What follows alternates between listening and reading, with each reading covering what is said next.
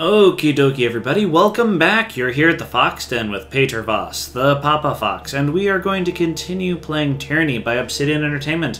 When we last left off, we had just made it into the very beginning of Tunon's court. We talked to this lady here, Lady Lucretius, and then we sat in on a hearing of Tunon with some disfavored and the Scarlet Chorus having their little quibbles. We also spoke with a few of the other fate binders of Tunon's court. Now, Tunon himself, the Archon of Justice, has asked for our private audience. Aye. Aye. So let's go ahead and do that. So, the Wheat of Aegis, we also want to make sure that we get this handled, because we want Barik on our side. He is highly armored, and we might be able to turn him. You never know. Okay, let's see what else we have. The ornament atop the throne resembles Tunon's mask. It always seems to meet your gaze. Regardless of where you're standing. Okay, here we go. Talk with this guy. civil war, this feud, is an insult to Kairos' peace. It should not have taken the better part of a year to silence the last vestiges of the Oathbreakers. Okay, I agree. Not that I agree with the sentiment, but I agree in that, yes, if they had been doing things properly, it shouldn't have taken this long. So yeah, why not get some extra favor with them? Our allies squabble while our enemies regroup. It falls upon the court to measure the extent of the damage and to execute the agents of disorder. I suspect that treachery, negligence, disunity, and greed have infected one or both of our esteemed allies. Until you are instructed otherwise, this matter is the court's primary focus. Oh, it's this court's. It might not be mine. Graven Ash and the voices of Nerat must be examined in close detail. You are charged with observing the Archons and presenting your case that one of them has wrought chaos and disorder upon the tiers. Let's go see, could they both be guilty? It's possible, but the momentum of the conquest up to this point suggests otherwise. The failure at Vendrian's Well implies a coordinated will behind the chaos. As always, you will be held accountable for what you do in the court's name, but you are free to conduct your investigation in the manner of your choosing. You must expect lies, misdirection, and manipulation. Suffer not such obstructions of justice. Yeah, okay. At first, we were not amused by your alliance with the Tiersmen, but there is a logic, a pragmatism to the situation that we are willing to entertain. You deputized our enemies to bring order out of chaos. Yes, that's generally what actual good conquerors would do. Not necessarily to say that conquering people in under any circumstances is like a purely good thing, but historically that's how a lot of the great empires did it.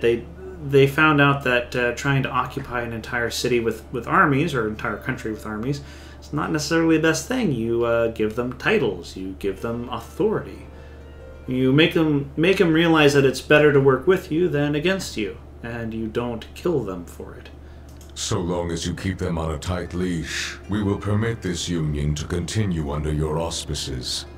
The opportunity to bring peace through collaboration rather than warfare is one we shouldn't ignore. And you shouldn't have ignored it this entire time. But if these Oathbreakers trust you, then take advantage of the connection. If indeed Graven Ash or the voices of Nerat conspire with our enemies, this would explain much of the events in Vendrian's Well and the feud ignited therein. I will speak with them and learn what they know. Be careful that you don't invite them too closely into your confidence. I would not empower the rabble by sending a servant of the court to do their bidding. Ensure that your objectives come first in all things. Yeah, right. You see the nobles milling about this court. You hear the anxiety and uncertainty of a conquered people. Day and night I audience declarations of fealty to curry favor. What you don't see are the dungeons beneath the court, and the hundreds of tiersmen who strained against Kairos' rule. That might be a possible source of, help. I warrant that your Oathbreaker allies know a few of them, whether by blood or by allegiance. Let it be known that their lives are forfeit to the court's mercy, and any action meant to shatter what order we have established will be met with the swiftest reprisal. Blood will flow through these halls. Is that clear? Well, we're not going... So, as per what we were trying to do for our allies, we don't want to anger this guy too much right now. We're trying to skirt the line. And we are going to say this is abundantly clear, because it is. He is very, very clear about what he's doing. And, well, we can gain some favor from it. We don't have to tell the truth to this guy. The goal is to win a war, not win the battle. I'm glad we understand each other. Be sure your new friends understand as well. Oh, I'm sure they understand too. Do not toy with the locals. Subjugate them if they will serve. Destroy them if they have exhausted their usefulness. I will not permit them to vanish into the tiers, there to gather strength with renewed defiance for the Overlord. Your fellow Fatebinders have been busy acting as my eyes and ears. I have a few leads for you to follow. You should, of course, speak with your brothers and sisters of the court if you need further counsel. Though the disfavored were triumphant in the Blade Grave, I understand that their troubles within the region are unfinished.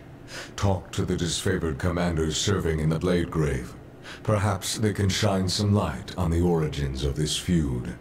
The Oathbreakers were reported to be using iron armaments, more than they might acquire from looting what few disfavored they killed. Any iron in the tiers not rusted through was made by forge-bound hands in Lethian's Crossing. Between craftsman and quartermaster, someone let iron fall into enemy hands. Investigate this matter and bring the thieves to justice. Or maybe, you know, help them do it better and not get caught. There is a final matter to discuss. A sensitive topic. Though it is impossible to gauge from his expression, Tunon seems more wary than usual. What concerns the court, Your Honor? In spite of the many shortcomings at Vendrian's Well, you managed to make a name for yourself. You proclaimed an Edict of Kairos, resolved its demanding conditions, and ascended the mountain spire. Any one of these feats would be worthy of recognition by the highest authority.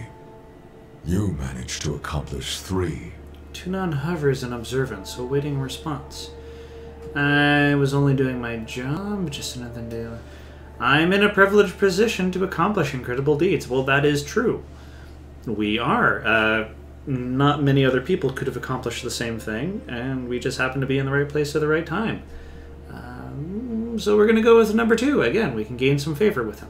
It pleases me that you grasp your role, as long as you temper it with a sense of duty. Whether by design or by accident, you have captured the attention of Kairos' army and the local tiersmen alike. This is no small opportunity, and the court charges you with exploiting your new standing to its fullest potential. You have a title in our hierarchy. However, it's a little-known secret that one's standing in the world is determined by their infamy, their deeds, and how they come to be known. Mind this notion as you bring justice to this lawless frontier. There may come a time when your deeds speak for you louder than any title. Whatever you did to capture the attention of the masses at Vendrian's Well, I would encourage you to do so again. Understood. I will be known as a champion of justice. That is going to be true. It is definitely going to be true. Maybe not your justice or your notion of what justice might be, but there we go. Good. It falls to us to set a new standard for these southern barbarians. There's so much to unpack in this word. I mean, obviously they chose, the writers of Tyranny chose these things very carefully. But yeah, no, it's interesting to note that they're drawing a lot of how they base their opinions of the Tiersmen about how the Greeks and the Romans thought of everybody else who wasn't them. You are dismissed. Should the court have need of your presence, you will receive word. Go forth and do my bidding, and bring glory and honor to the Tiers in Kairos' name. Tunon raps his gavel against the floor, the singular note resounding throughout the hall. Oh, man. Come on, we were going to talk with, what's-his-face. Okay, let's go ahead and level up real quick. Alrighty, we are going to get parry. Should be accuracy, and we also have strength. So let's actually get some more damage. Save, yes. Let's see what we can do. Concentrated Force, Sunder. Add stun effect to the Sunder ability. Massive Blow. Critical hit damage. Two-handed Mastery.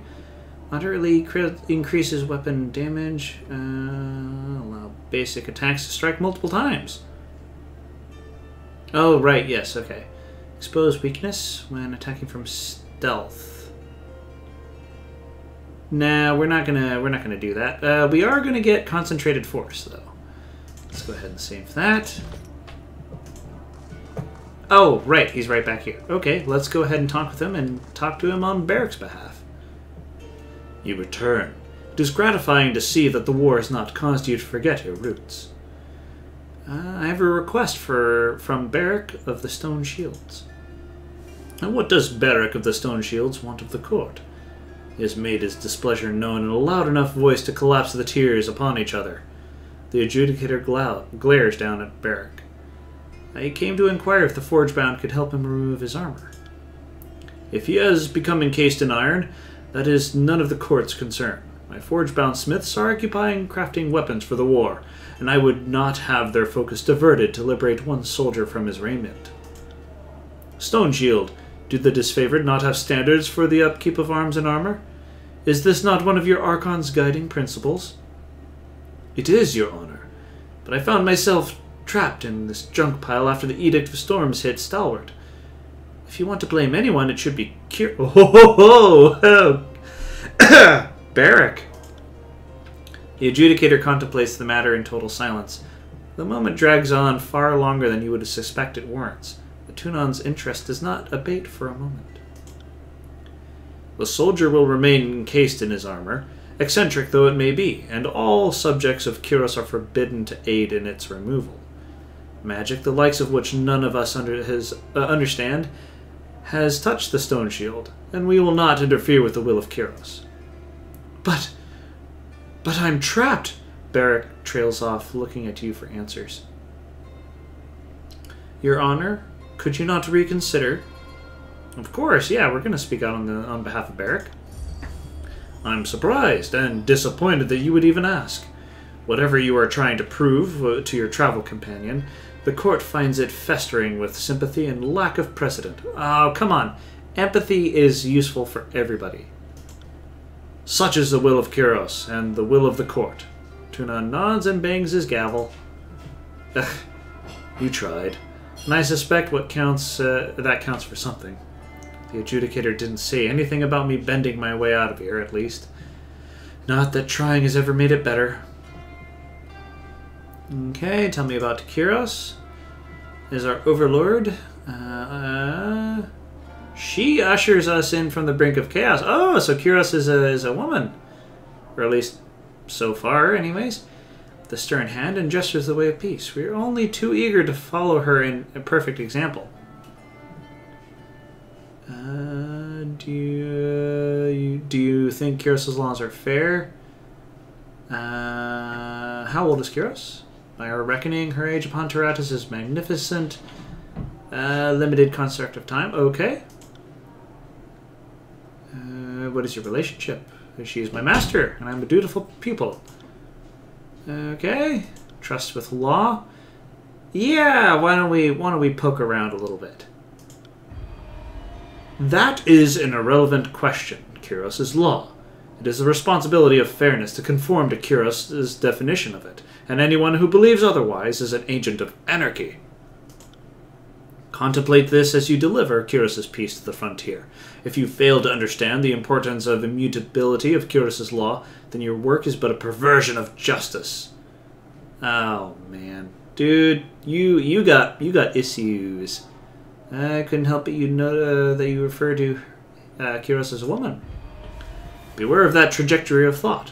Save for her perfection, there is little about Kyros to which we would ascribe recognizable attributes.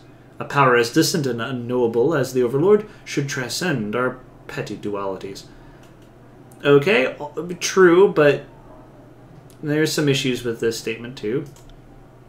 Male, female, it makes no difference. Kyros is mother to us all. Something else? Tell me about Bledenmark. Headsman and assassin. Okay. How did he earn his title? Okay, so... right, okay, so that doesn't exactly answer our question. Does Bledenmark serve you alone? Your question is flawed. We are all servants of Kyros. Archons are agents of... okay, wonderful. Bledenmark is his vassal and he is his patron. The relationship is not so different from Gavin, Ash, and Cairn. Okay. Back to other questions about you. Curiosity is not a trait I encourage. Oh, wow. Yeah, okay. Yeah, we are definitely going to toss him down the pit if we can. Tell me about your rise to become adjudicator. Curb your ambition, student. My path to this dais is not one that could be replicated under any circumstances. However, if your curiosity is determined, I will tell you my story. My sage friend here would add it to his chronicle, that others might learn from it. Okay, well, that's Lantry. We can get loyalty from him. Why, yes, I would be most honored. Lantry grabs his largest quill and pulls out a fresh sheet of parchment. The first time you've ever seen him not start a note on the back of a prior work in progress. I came into this world centuries ago, before the dream of a unified Northern Empire was fully realized. My home country lay far from the borders of Kyros' realm, and our conquest was a matter of distant speculation. Decades before rumor of Kyros' approach grew panicked in volume, I familiarized myself with the intricacies of her law. It took me no time at all to realize the benefits of our inevitable subjugation. I took it upon myself to rise in my country's governance as an arbiter of law and drafter of covenants, building some notoriety for my execution of fair justice. As my influence and the trust of my people evolved, my decisions transcended to define future precedent. Go on. What my countrymen could not have surmised was that I had woven into our customs the very backbone of Kyros' law. I set the stage for the conquest of our floundering nation to join the Overlord's empire. By the time the Overlord's armies presented themselves and offered terms of surrender, we had adopted Kyros' peace in all but name. Our absorption into the Northern Empire was a matter of legal formality. Negligible changes to our already beloved document of law. The people credited me as the architect of peace, and for a time called me Tunon the Fair. As my importance grew in their estimate, Kyros could not help but learn of the part I played in her bloodless victory. Kyros' law has the breadth of intricacies that is unapproachable to the masses. I was chosen to interpret and represent the Overlord's will across the Northern Empire and beyond. This time as adjudicator, it is my pride, my duty, my life. Be an Archon. Okay, how did I would not stand tall before you? Did you come into power yourself, or did Kyros foster your talents? An astute question. Some potential of his own, but under Kyros' okay, so he's basically a Kyros fanboy. Could anyone become an Archon? Absolutely not. Would descend into pandemonium. Really? Okay. Of those few who rise to power, fewer still have... This is basically a self-fulfilling prophecy. He's basically saying that, oh, well, we're trying to be a meritocracy, but not really, because only a few people could ever be like me. Is every Archon subservient to Kyros? All subservient, but I intuit your meaning. The Overlord takes great pains to recognize potential before an Archon comes into their power. They will have faced the harshest scrutiny.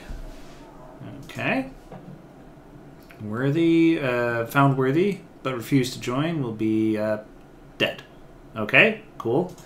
More questions? What's the deal with your mask? This should be obvious to you by now, students, since the answer is relevant to your duties. I will tolerate your ignorance and explain. The face is an uncontrollable warren of muscle spasms and reactionary contortions, sickening in its display of every petty bias. It cannot be trusted to audience or judge a dispute without navigating a gauntlet of subjectivity to for all to witness. Oh, okay, so this guy thinks he's completely unbiased. That's a little bit of hubris there. Okay, go on. In my early days, before the Northern Empire spread to my lands, I fashioned the mask of listening out of stern, uncaring wood. This expression of enduring patience harkens the testimony of my petitioners, taking in all evidence before weighing matters in their due course. This is a bit of a fallacy. You can never have all of the evidence. You might actually get evidence after the fact. So, okay. This guy's thinking he's making the absolute right choice each and every time, which is never the case. You should always be a little unsure of whatever it is you're doing. Later in my career, Kyros herself gifted me with the Mask of Resolve. You will find it almost identical to the Mask of Listening, save for the brow furrowed in contemplation and weighed down by the burden of judgment. This is the face that dispenses law, often the most exacting and unforgiving sort. I wore it when I brought Kyros' law to the Bastard City. What do you look like underneath the masks? Hovers in silence. Let's return to my other questions. How did you come up with the office of Fatebinder? Indirectly, yes. I am the representative of Kyros' law. You are the face of my judgment. Okay. Why is curiosity such a problem? Because my vassals are not selected for their independence of thought. Which is kind of funny because you picked me up in a pit, a gladiatorial area.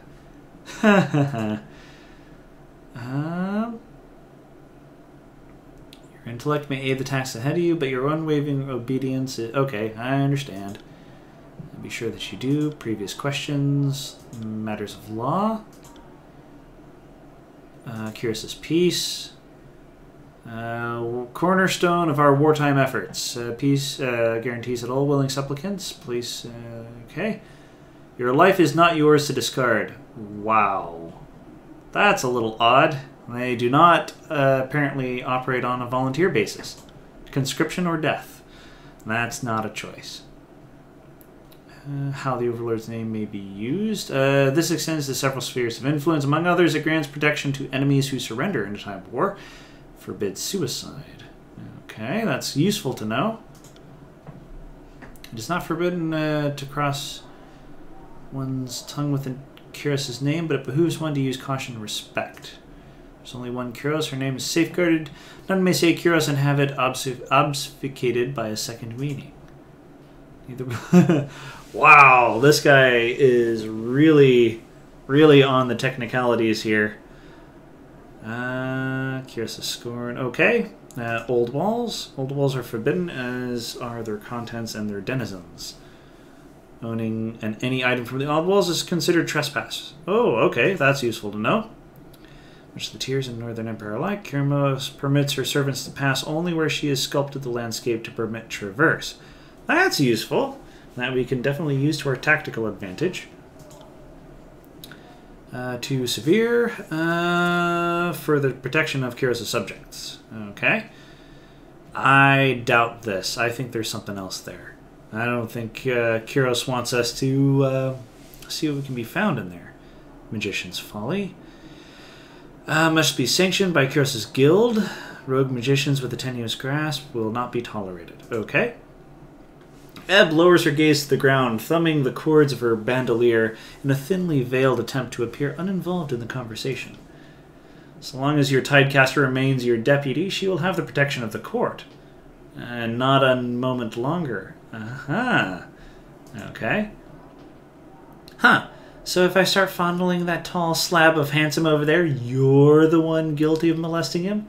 I can live with that. She points to Nunaval, who shuffles nervously at Eb's glance. It just means you can't break him. I'm just going to glare silently. A sanctioned mage. Okay. Right. Okay, let's speak of quotas and sharing. Harvest blooms and blights with the will of Kyros. In lean times you will be fed. In times of... Okay. This law is a sizable category in unto itself, serving many needs at once. Trade and tax being only two examples. Care for their neighbor and expect care in return. That's useful, but this is very, very subjective in terms of its ability to... Like, it basically places the burden on individual citizens to help their neighbors, and that's not a very efficient way of directing your resources. I mean, yes, you have tax and trade, but basically, if this is your basic founding principle, you're always going to have an issue with trying to centralize a way to care for people, and that's what a lot of folks need. You might take note of the law's application to trade. A merchant's right to peddle their wares is defined by permits granted annually. Regional authority has right to decide if a merchant sells cabbage one year and sandals the next. Okay, forfeiture of all assets. Okay, restriction on forbidden knowledge. What can and cannot be known. Wow! Again at the hubris at this. Oh man, these people need a little bit of examination of philosophy. Holy moly. They are worth taking into account during the war. One example, knowledge of Velium's Citadel taboo. No one may possess the wisdom of that fallen repository save Kyros herself. Calling it a taboo, calling it all taboo seems a bit like overkill. But to play to Kyros' advocate, the world would hardly be safer if all had access to the lore of making poisons or the art of arming brigands in fine bronze. Protection of all her subjects before the coming of Kyros. Anarchy and discord, powerful knowledge, and undeserving hands leveled empires without a thought or mercy. This is a bit much of an excuse. Am I beholden to these laws? It shouldn't be a question. We are all subjects. Yes.